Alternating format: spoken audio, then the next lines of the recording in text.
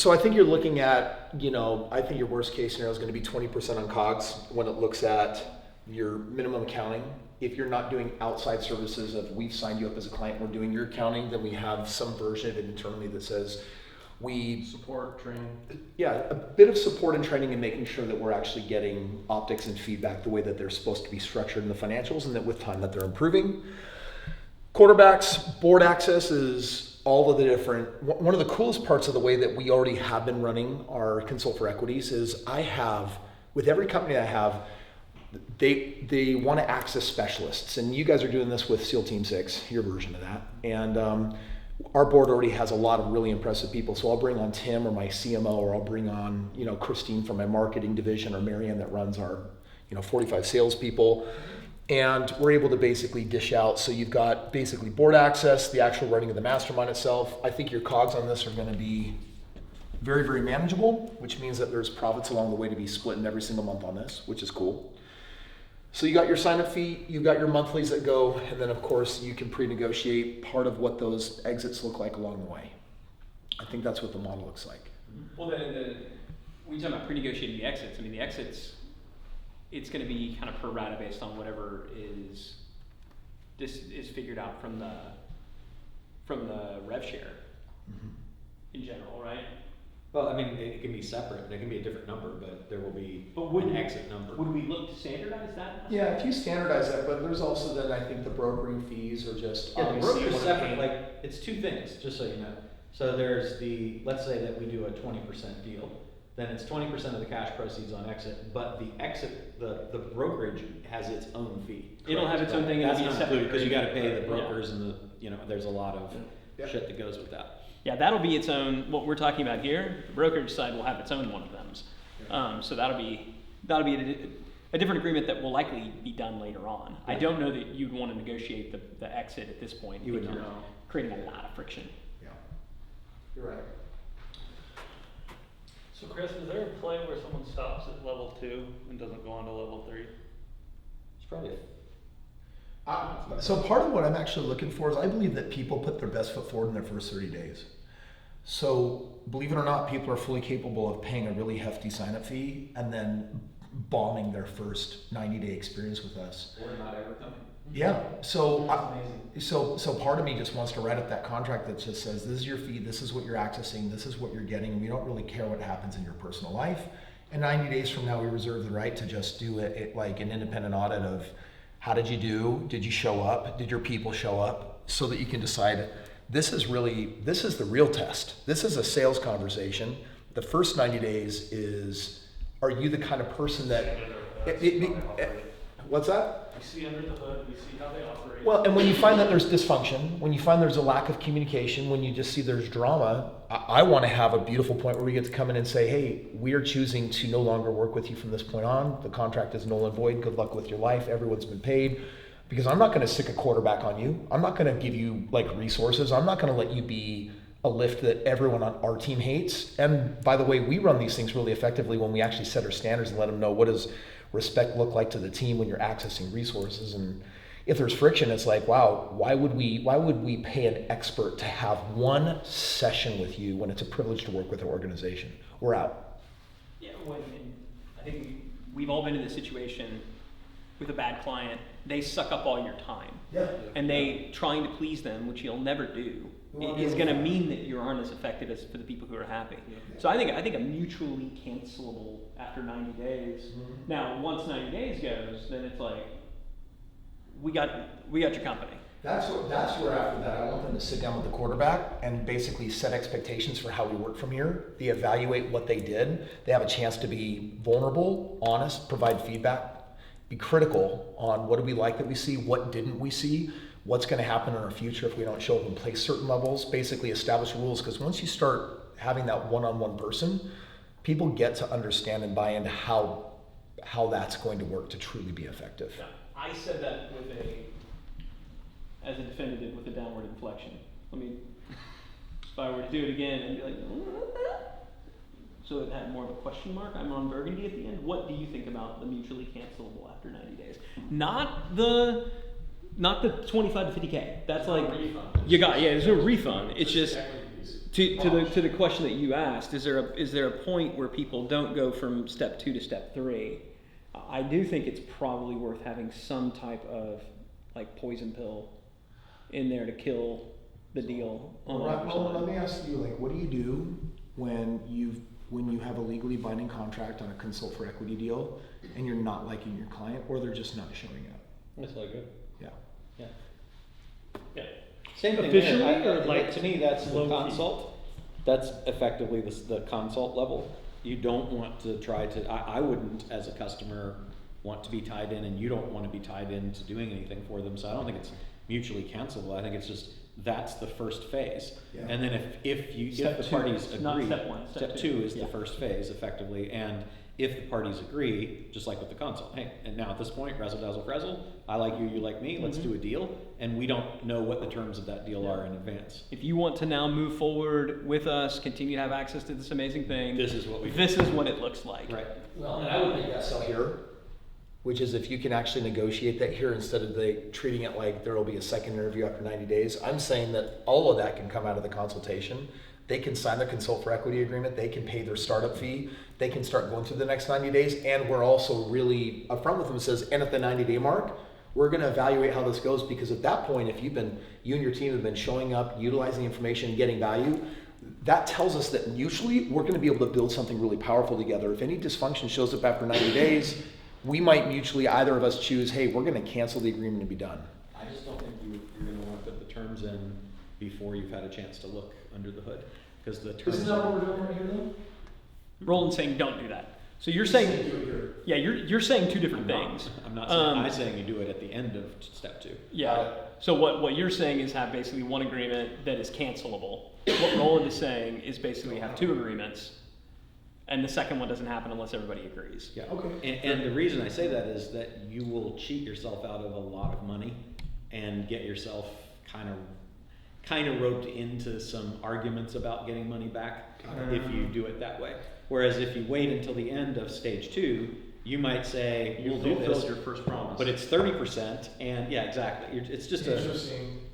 So just a little bit more history, since they're on the line and they've paid money anyway, you learn about each other along the way. You start learning about some of their defects, their dysfunction. and you're in a better negotiating position because now you've given And you could say, in general, when we do these deals, it's like this. Like, this is generally how we do these deals, but we will talk about that, and it'll be a different negotiation when we get to the I end. actually like having the quarterback involved, even though they're not going to be meeting much during the first 90.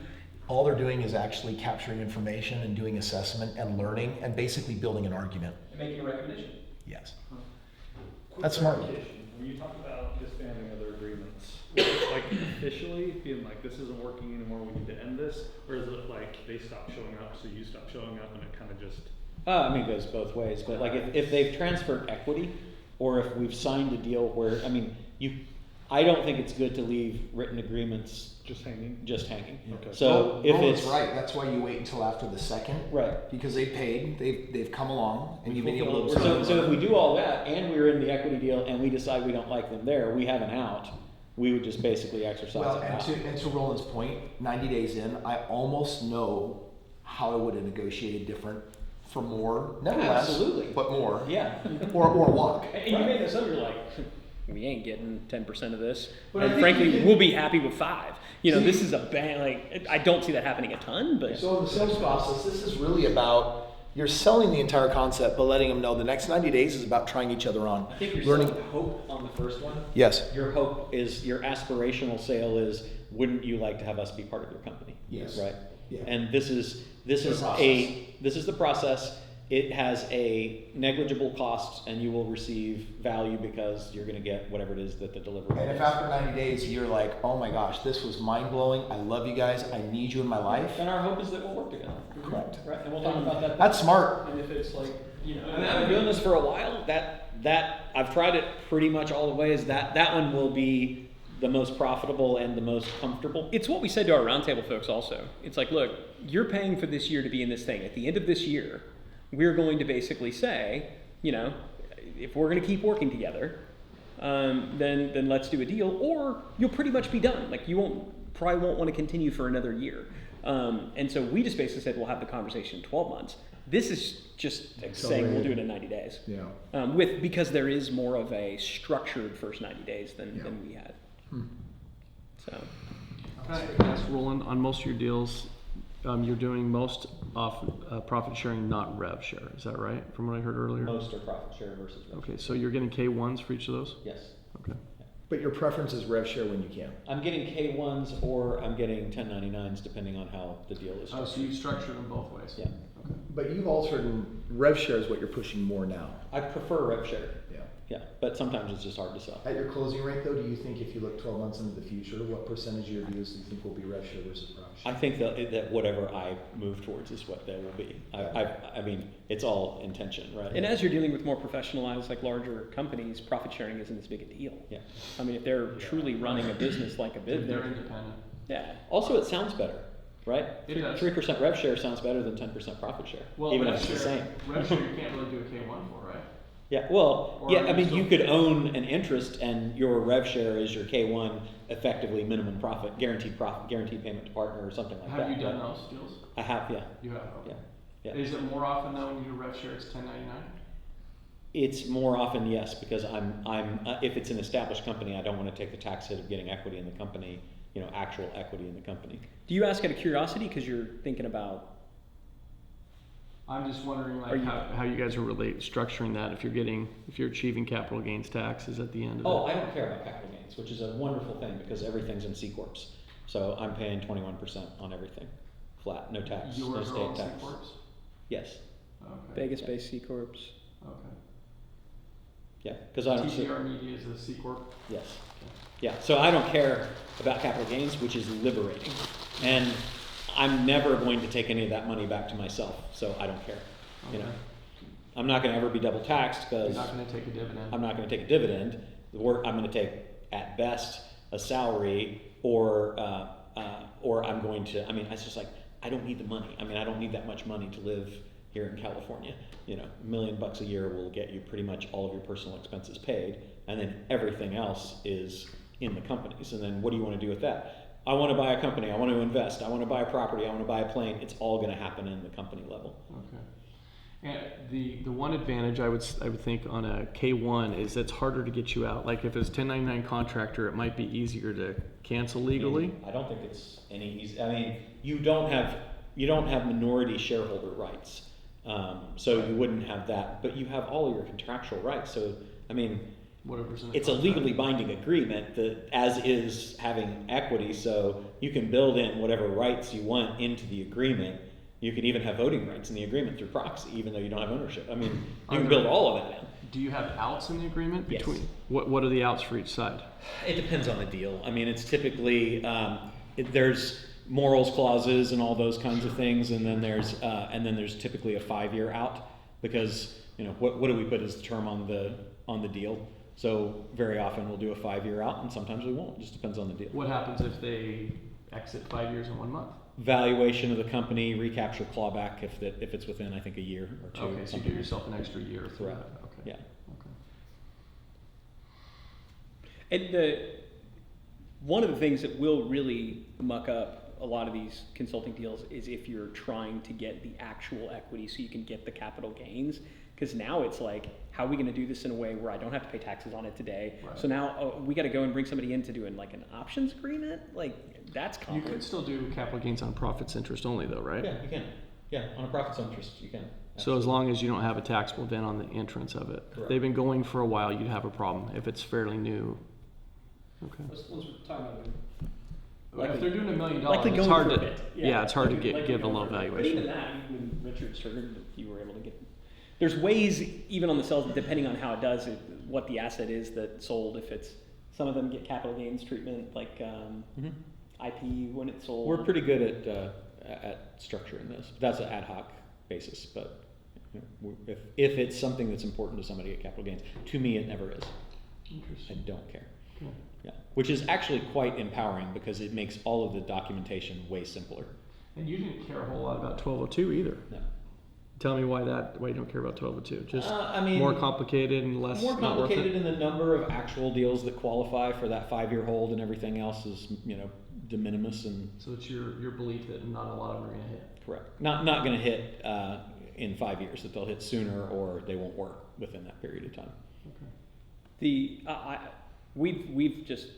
know some people who, in trying to save money on taxes, have lost millions of dollars in great deals because they want to get the tax structure right. Yeah. I'm not opposed to it, like if the situation sets itself up, but what happens is if I'm trying always to get 1202, then I'm manipulating the deal to try to get 1202 more than I am trying to get the right deal. Right. And so I don't want the tax to drive the deal. Sure. I want the deal to drive the tax. Yeah. Does that make sense? Of course. Yeah. And at the end of the day, you just don't have to pay taxes. Just declare. Yeah, I mean, the 16th Amendment was never properly It's ratified. never properly Yeah, ratified. it's You just unconstitutional. declare Yeah. that I am, what's the term? I don't know. Persona non grata. Yeah, I'm a citizen. I'm not a. Not a citizen. Yeah, I'm not a. Yeah, so you're like, I'm just not gonna Not a pay you. taxpayer. Yeah, they can't. Nothing, What are they going to do? Sue you? nothing they can do. Put you in jail? Yeah. Yes, they will. They have no power I whatsoever. actually met an IRS agent who lives here in San Diego, and she gave me her card one time. She said, when our group is, I was telling her about a situation. I'm like, man, I know there's tax fraud going on. She's like, just let us know. She goes, Yeah, my check group, us when out you on give the my card, we're not trying to collect taxes. We're just trying to put people in jail. Yeah. So. Well, they put them in jail and then they collect a little more in tax. Oh, and they go freeze. Yeah, and then they freeze the seas. Yeah, no, it's not as important to me. Also for lots of personal reasons, I just don't care. Send them extra. Yeah, Okay. I'm good. Got a lot of money, so don't care. Okay, so the reality is you'll do both a profits interest and a 1099. It just depends on. Yeah, we'll do profits interest, phantom equity, option, or triggered note. Those are the 4 ways that we'll typically structure a deal, and it just depends on the deal which of those 4 things. True.